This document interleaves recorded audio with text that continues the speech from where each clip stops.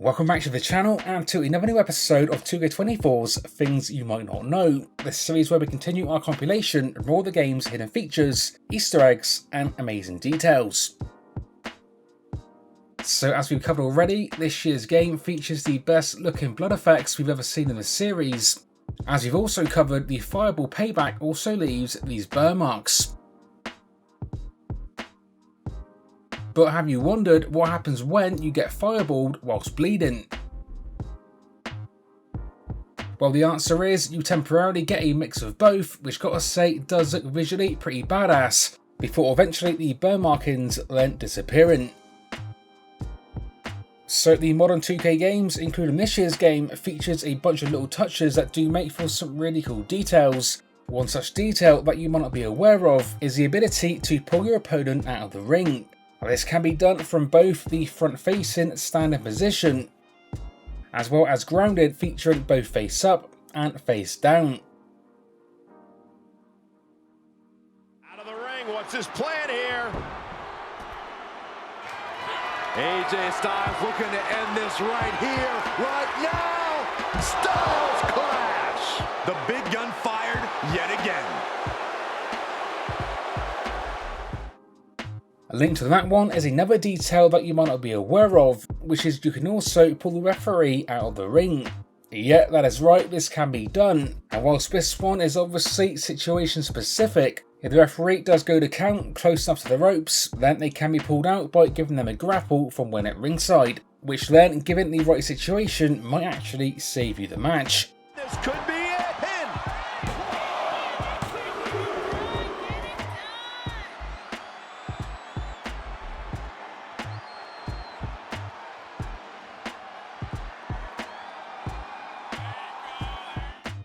In multiple recent episodes, we have covered the very cool DLC manager Jimmy Hart and his multiple awesome details.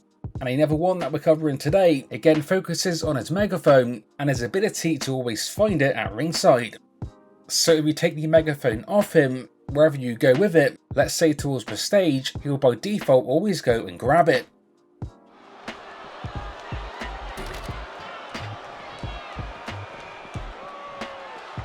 And returning to the ring. He moved, but can he capitalize? What a punch. Honky Tonk Man is unable to stop any attack. Savage is cashing in on his opportunities. Into the corner. This can't be good. Okay, he's re-entering the ring.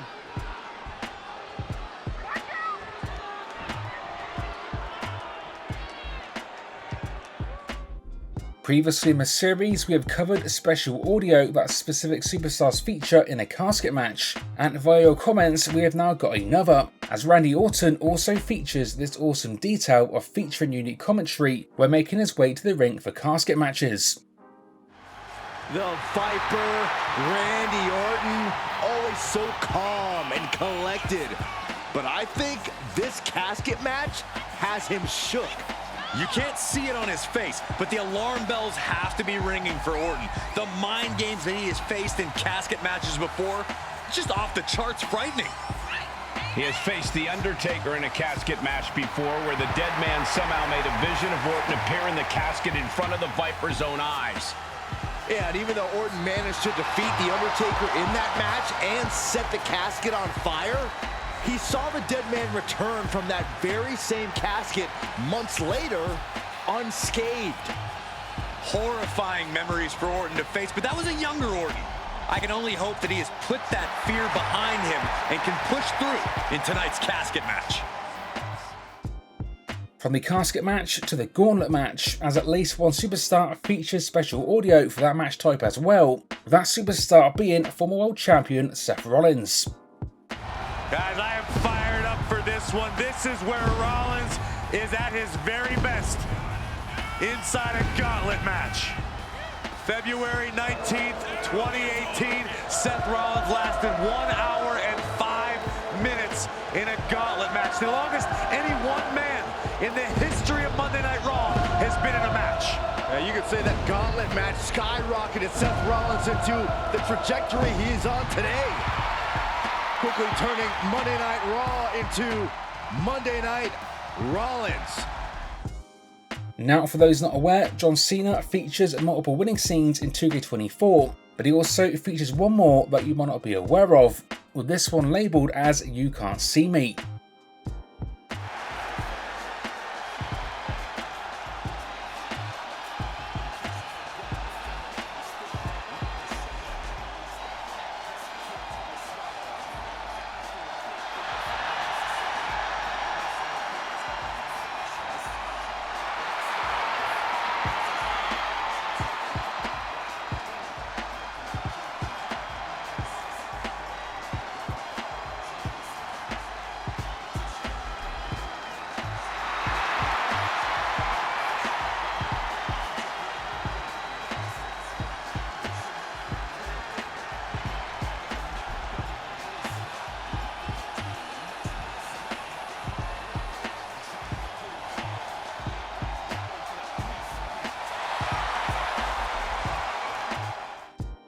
So in last week's episode, we covered the alternative carry move combos at ringside, and we're again covering carry combo moves today, only this time making them a little more extreme.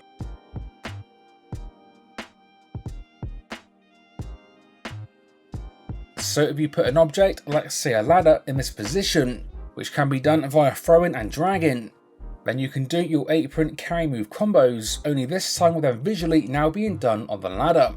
So this one obviously more of a fun one, but these can make for some pretty epic moments. So in recent years, the term Forbidden Door has become more of a thing in wrestling. So much so that this year's game actually features a reference to it, which is triggered when grabbing a door as a weapon.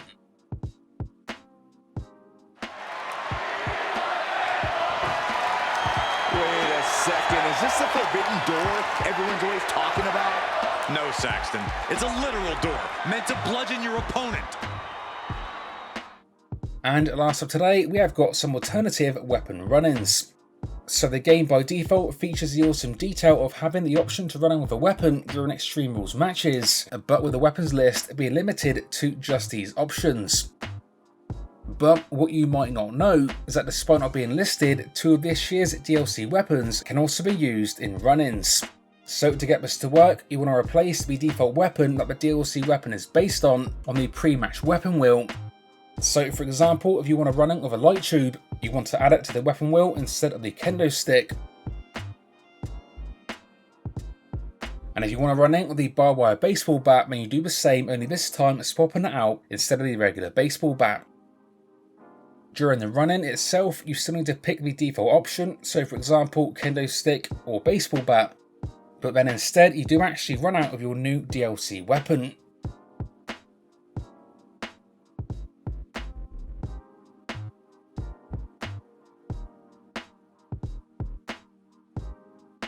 As always, share with me any details you think should be featured in future episodes in the comment section below. Stay tuned for more like this, coming to the channel soon. And until next time, this has been 101, and I will see you all on the next one.